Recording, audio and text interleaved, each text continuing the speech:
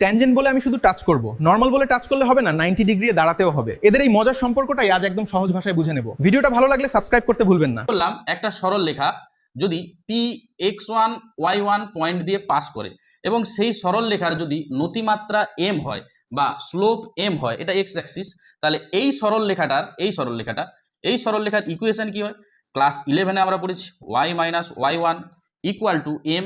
এই mটাকে বলা হচ্ছে স্লোপ বা নতিমাত্রা, m whole into x minus x1।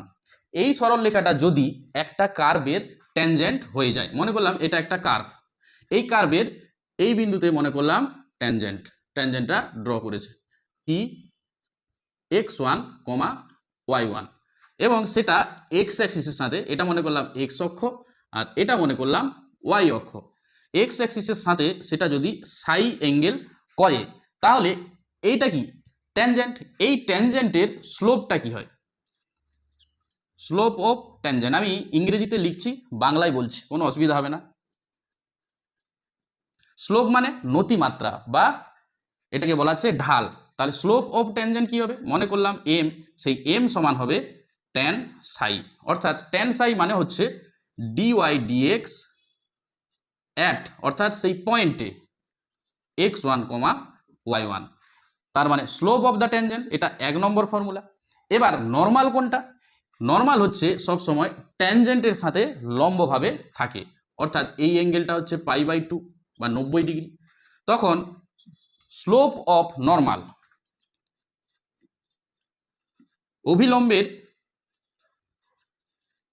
অভিলম্বের নতিমাত্রাটা কি হবে? আমরা জানি অভিলম্ব ট্যানজেন্টের যদি নতিমাত্রা m হয়, অভিলম্বের নতিমাত্রা হবে -1/m। লম্ব যেহেতু বলা আছে, তাহলে কত আসবে? জাস্ট মানটা বসিয়ে দিচ্ছি, তাহলে -1/dy/dx অ্যাট x1, y1। এটা ফার্স্ট ব্র্যাকেট দিয়ে ঘিরে দাও। তাহলে এটা আমরা লিখলাম কি, এটা কি হলো? এটা হচ্ছে ট্যানজেন্ট আর এটা হচ্ছে নর্মাল, মানে অভিলম্ব, আর এটা হচ্ছে স্পর্শক।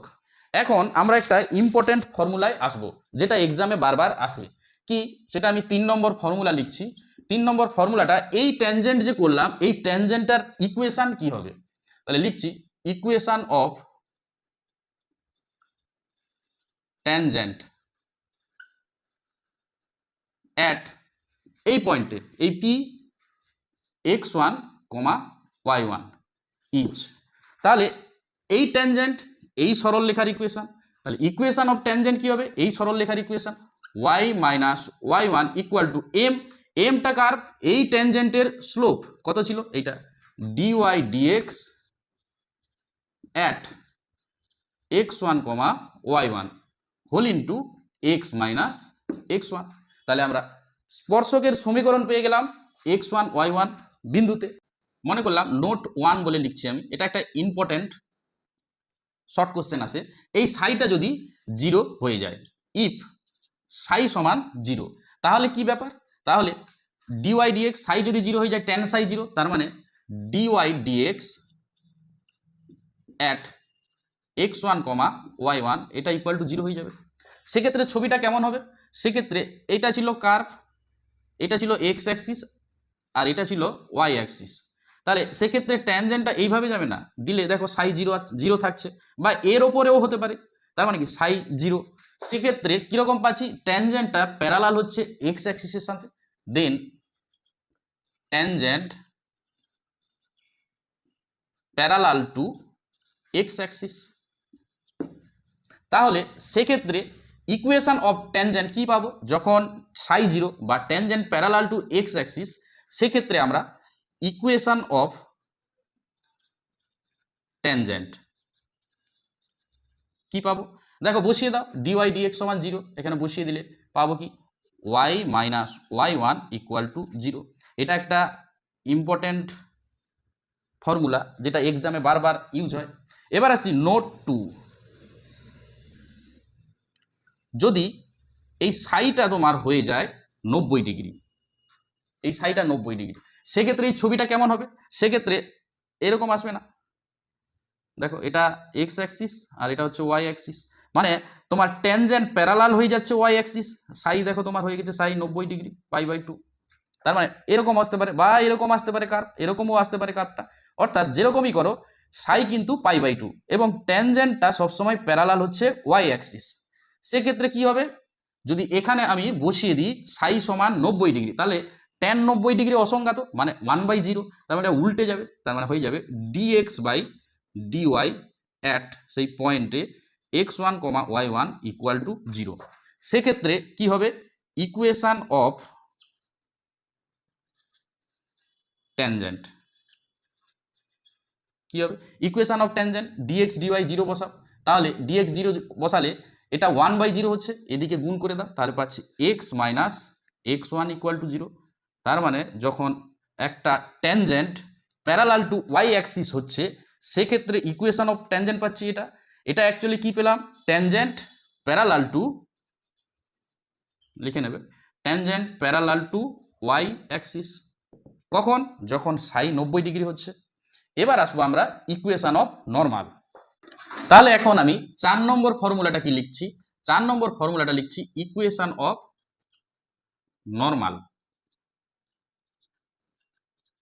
অ্যাট পি x1, y1 ইচ, মানে অভিলম্বের সমীকরণ। এটা ছিল স্পর্শকের সমীকরণ, তাহলে অভিলম্বের সমীকরণটা কি হবে, y মাইনাস y1। একইভাবে অভিলম্বের স্লোপ কত ছিল বা নতিমাত্রা, এটা -1/dy/dx সেই পয়েন্টে x1, y1 whole into x minus x1, এটা হয়ে যাবে অভিলম্বের সমীকরণ। এখন আমরা এই ট্যানজেন্টের ইকুয়েশন বিভিন্ন কার্ভের ক্ষেত্রে কিভাবে বের করতে হয় সেটা দেখাবো। মনে করলাম এই একটা বৃত্তের সমীকরণ x² + y² equal to a²। x1, y1 বিন্দুতে আমি স্পর্শকের সমীকরণ বের করব। তাহলে প্রথমে আমি ডেরিভেটিভ করছি উইথ রেসপেক্ট টু x, তাহলে 2x + 2y into dy dx equal to, এটা তো কনস্ট্যান্ট টার্ম, ডেরিভেটিভ করলে 0 হয়ে যায়, তাহলে এখান থেকে আমি পাচ্ছি dy dx ইকুয়াল টু 2 উভয় পক্ষে চলে যাবে -x/y। তাহলে ইকুয়েশন অফ ট্যানজেন্ট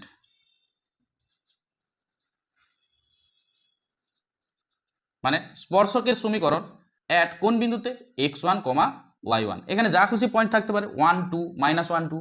সেক্ষেত্রে ট্যানজেন্টের ইকুয়েশনটা কি হয়, আমরা ফর্মুলাটা কি শিখলাম, y minus y1 equal to dy dx at এই পয়েন্টে dy dx whole into x1, y1 whole into x minus x1। Just মানগুলো এবার বসাবো, y minus y1 equal two, এটার মান x1 y1 এ বসালে মাইনাস x1/y1 হবে whole into x minus x1। এবার কোনাকুনি গুণ করে দিচ্ছে, কোনাকুনি গুণ করলে কি হবে, এটা y into y1 minus y1 square equal two minus x into x1, মাইনাসে মাইনাসে প্লাস হয়ে যাবে x1 স্কোয়ার। তাহলে আমি কি পেলাম, তাহলে আমি পেলাম এটা এদিকে নিয়ে আসছি x1 plus y1 equal two, এটা সেদিকে নিয়ে যাচ্ছি y1 square plus x1 square.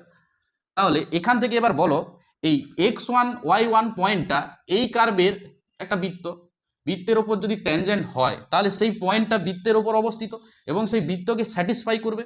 তাহলে বৃত্তের সমীকরণ যদি এটা হয়, সেই পয়েন্টটা x1 y1 পয়েন্টটা এই বৃত্তের ওপর অবস্থিত, তাহলে x1 square plus y1 square সমান a স্কোয়ার হবে। তাহলে এটার মান কি পাবো, a স্কোয়ার। তাহলে আমি ট্যানজেন্টের ইকুয়েশনটা কি পেলাম, ট্যানজেন্টের ইকুয়েশন পেলাম x1 plus y1 equal two a square. এটা হচ্ছে স্পর্শকের সমীকরণ এই বৃত্তের উপর এত বিন্দুতে। দেখলে কতগুলো স্টেপ দিয়ে ক্যালকুলেশন করে ট্যানজেন্টের ইকুয়েশন বার করতে হলো, কিন্তু পরীক্ষায় এত সময় নষ্ট করার দরকার নেই। আমি একটা শর্ট ট্রিক্স দেখাবো যার সাহায্যে তোমরা বিভিন্ন কার্ভের ট্যানজেন্টের ইকুয়েশন 5 সেকেন্ডে বার করতে পারবে। শুধু একটা ছোট জিনিস মনে রাখবে, রিপ্লেসমেন্টটা, এক্স স্কোয়ার রিপ্লেস হবে x1, y স্কোয়ার রিপ্লেস হবে y1, x রিপ্লেস হবে x plus x1/2, y replace হবে y প্লাস y1/2, আর xy রিপ্লেস হবে xy1 প্লাস yx1/2। এইগুলো মনে রাখলে যে কোনো কার্ভের ট্যানজেন্টের ইকুয়েশন বের করতে তোমার মাত্র 5 সেকেন্ড টাইম লাগবে। দেখো এই কার্ভের ওপর এত বিন্দুতে ট্যানজেন্টের ইকুয়েশন রিপ্লেস করো, এক্স স্কোয়ারের জায়গায় এক্স ওয়ান ওয়াই স্কোয়ারের জায়গায় ওয়াই ওয়ান ইকুয়াল টু এটা যেমন ছিল বাকি যত টার্ম যেমন আছে তেমন থাকবে। এবার আমি দেখাচ্ছি আলাদা কার্ভগুলোর ক্ষেত্রে ট্যানজেন্টের ইকুয়েশন কি হবে। অরিজিনাল ইকুয়েশনে এই রিপ্লেসমেন্টগুলো করলে ট্যানজেন্টের ইকুয়েশন সরাসরি পেয়ে যাবে, কোনো ডিফারেন্সিয়েশন লাগবে না। দেখি মনে করলাম আমি একটা ইলিপসের সমীকরণ বা উপবৃত্ত যেটাকে বলে বাংলায় ইকুয়াল টু 1, এটা একটা স্ট্যান্ডার্ড ইলিপসের সমীকরণ, সেটা x1 y1 বিন্দুতে স্পর্শকের সমীকরণ। এই রিপ্লেসমেন্টগুলো এক্স স্কোয়ারের জায়গায় x1 by a square plus y স্কোয়ারের জায়গায় ওয়াই1 by b square equal to 1। এবার আসছি এটা 2 নম্বর। 3 নম্বর হচ্ছে যদি একটা হাইপারবোলা থাকে, এটা একটা হাইপারবোলার ইকুয়েশন, তার x1 y1 পয়েন্টে ট্যানজেন্টের ইকুয়েশন কি হবে, x1 by a square minus ওয়াই1 by b square equal to 1 যেমন ছিল এখানে যেভাবে করেছিলাম। 3 নম্বর একটা অধিবৃত্তের সমীকরণ লিখছি, ওয়াই স্কোয়ার সমান 4ax, এটা একটা প্যারাবোলা, x1 y1 পয়েন্টে ট্যানজেন্টের ইকুয়েশন ওয়াই স্কোয়ারের জায়গায় রিপ্লেস হবে ওয়াই1 ইকুয়াল টু 4a যেমন ছিল থাকবে, এক্স এর জায়গায় কি রিপ্লেস হবে এক্স প্লাস x1 বাই 2। দেখো এই 2 ক্যান্সেল হলে 2a whole into x plus x1, তাহলে আমি পেয়ে গেলাম। এবার 4 নম্বর আসছি, সমপরাবৃত্ত xy সমান c স্কোয়ার, এটা হচ্ছে একটা রেক্টেঙ্গুলার হাইপারবোলা, সেক্ষেত্রে x1 y1 পয়েন্টে ট্যানজেন্টের ইকুয়েশন xy জায়গায় রিপ্লেস হবে, এটা x y1 plus Y x1 by 2 ছিল, এই 2টা এদিকে গুণ করে দিচ্ছি, তাহলে ইকুয়াল টু 2c স্কোয়ার। তাহলে দেখলে কিভাবে 5 সেকেন্ডে ট্যানজেন্টের ইকুয়েশন বের করা সম্ভব হচ্ছে, কোনো ডেরিভেটিভ করতে হচ্ছে না। আজকে এই পর্যন্তই। ভিডিওটা ভালো লাগলে একটা লাইক করে দিও, কমেন্টে লেখো পার্ট 2 চাই, আর এমন সহজ ভাষায় ম্যাথ শিখতে চ্যানেলটা সাবস্ক্রাইব করে বেল আইকনটা অন করে রাখো। Thank you so much for watching, দেখা হবে পরের ভিডিওতে।